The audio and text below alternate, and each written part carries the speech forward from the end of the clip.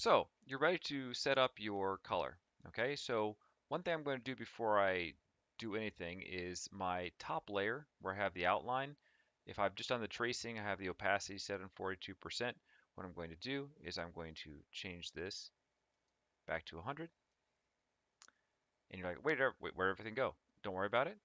On the same layer, change the mode from normal to multiply. What this does, all the white becomes transparent. There are your lines in the gray background. Now you can see that I've already set up my color gradients, but I'm just going to do some more here. So I'm going to go down to my colors layer. I'm going to go to my rectangular marquee here, click, and then just click and drag.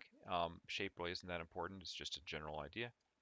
And I'm going to go to my gradient. Now your gradient might be hidden under your paint bucket. If I click and hold, there's my paint bucket. Click and hold again. I'm going to go to the gradient. I'm going to change my colors up here. I click on this once. Let me drag it in so you can see it. Now I'm just going to I'll just set up a blue because I have a blue setup anyway. What you do is you click on the bottom here and you can change this to whatever color. Here, I'll just do something different. I don't have a red, but I'll do a red. So I'm going to go from a very light color. So I'll go to a light pink, hit OK.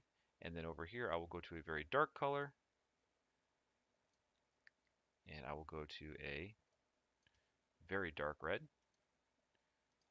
Okay, so now this looks pretty dull. I want to have some warm, strong reds in the middle. All I have to do to add another color is just click on the bottom here, and it adds another color. So I'm going to click on this, come down to my color, and here I'll go for one in the middle. And you can see, so I go from a very light pale red to a strong red to a very, very dark red. If you want to add other variations or subtleties in there, you can do that.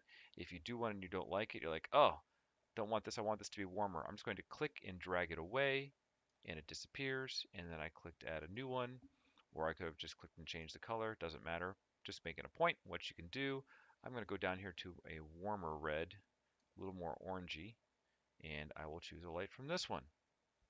So you have options. Um, I can slide these around a little bit. Basically what this does is this sets up my gradient. I hit OK. Make sure my gradient, the default is going to be this one where it's linear, where it goes from one color to the other one. And I just click and drag. Boom, there's my gradient all set.